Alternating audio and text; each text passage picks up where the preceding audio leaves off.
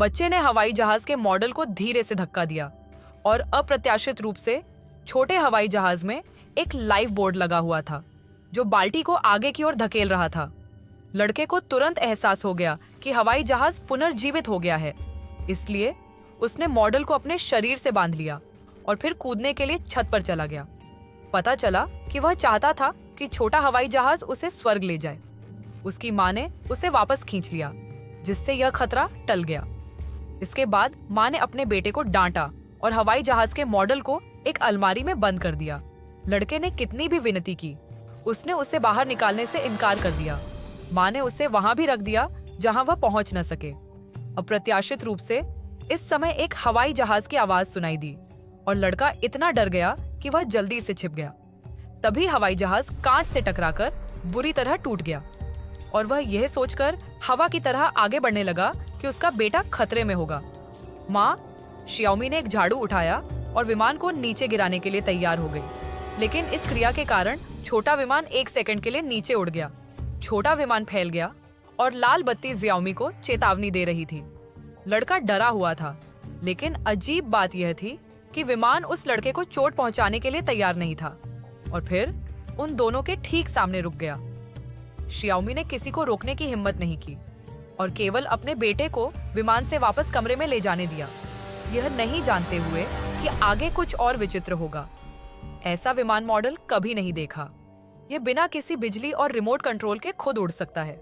लड़का इस बात से बहुत खुश हुआ, लेकिन उसकी माँ शियाओमी को यह बहुत अजीब लगा। उन्होंने अपने अच्छे मित्र लकी को अपने घर बुलाया और उसे विमान के बारे में बताया। फिर जब उसका बेटा सो रहा था तो उसने विमान का मॉडल उठा लिया। लकी ने चाकू से धड़ पर रेखा खींची, लेकिन उस पर कोई खरोंच नहीं मिली। उन्होंने देखा कि विमान थोड़ा अलग था, इसलिए लकी को उसे प्रयोगशाला में वापस ले जाना पड़ा। उच्च स्तरीय उपकरणों से स्कैन करने के बाद उन्होंने पाया कि विमान का अंदरूनी हिस्सा ठोस था और उसमें कोई भी इलेक्ट्रॉनिक घटक नहीं था। तो फिर विमान कैसे उड़ा? रहस्य को सुलझाने के लिए लकी ने छोटे विमान को पुनः हाइड्रोलिक प्रेस के नीचे रखा, फिर स्विच चालू किया और उसे जोर से दबाया। लेकिन अप्रत्याशित बात यह थी कि छोटा विमान पूरी तरह से सुरक्षित था। लकी ने पहले कभी इतना मजबूत पदार्थ नहीं देखा था और कुछ समय तक कोई रक्तस्राव नहीं हुआ। दोनों ने कल भी इसका अध्ययन जारी रखने का निर्णय लिया। लड़का प्रयोगशाला में घुस गया और जब लकी फोन पर बात कर रहा था तो उसने चुपके से हवाई जहाज का मॉडल ले लिया। लकी काम से निकलने ही वाला था कि उसने पाया कि विमान गायब हो गया है। सौभाग्यवश उन्होंने कैबिनेट के पीछे एक आकृति देखी। पता चला कि लड़का यहीं छिपा हुआ था। जैसे ही लकी पूछने के लिए आगे बढ़ने वाला था, लड़का लगातार हिलने लगा और फिर सीधे लकी पर टूट पड़ा। लड़के ने मौके का फायदा उठाकर भाग निकला।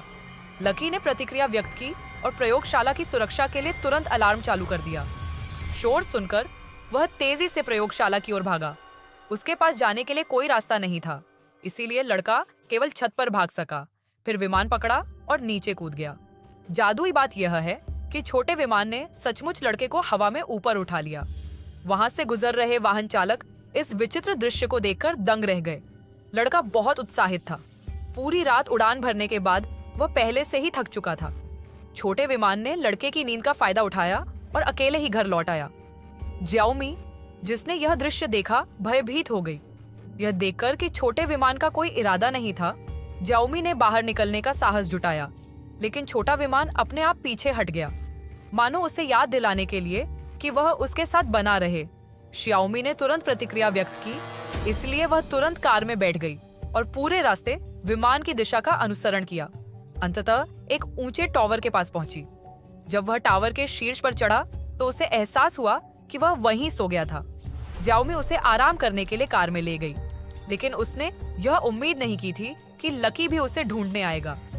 उसने शियाओमी से जाना कि विमान अभी भी टावर के नीचे है, इसलिए उसने ट्रंक से एक रस्सी निकाली और छोटे विमान को वापस पकड़ लिया ताकि उसका ध्यानपूर्वक अध्ययन कर सके।